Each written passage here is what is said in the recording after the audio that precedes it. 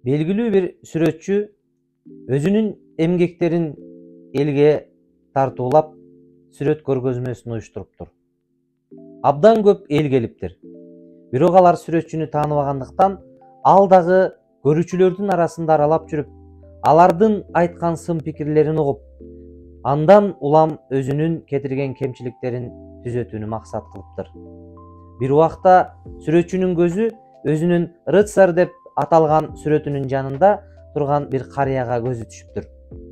Ал карыянын жанына барып, "Карыям, бул сүрөт сизге жакпай калган сыяктуу" деп сураптыр. Карыя "Ооба, сүрөт абдан мыкты тартылыптыр. Бирок мунун бут кийимин тартууда өтө одоно ката кетирилген" деп айтат. "А сиз эмне сүрөтчүсүзбүз" деп таң калат. "Мен сүрөтчү эмесмин, мен өтүк жасаган устамын" деп айтат.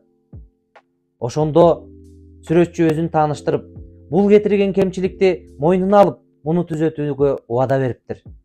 Бирок карыя дагы деле ал сүрөттүн жанынан кетпей узак тиктеп тура бериптир. "Карыям, дагы бир нерсе болдубу" десе, "Ооба, мунун шымы да туура эмес тартылып калгандай" деп айтыптыр. Ошондо сүрөтчү "Карыям, сиз шым тиккен тигүүчү эмессиз да. Сиз деген өтүкчүсүз. Бут кийимден өйдө чыкпай эле коюңузчу сураныч" деп араң токтотуптур. Урматтуу замандаш, бул окуядан кандай өрнөк алабыз?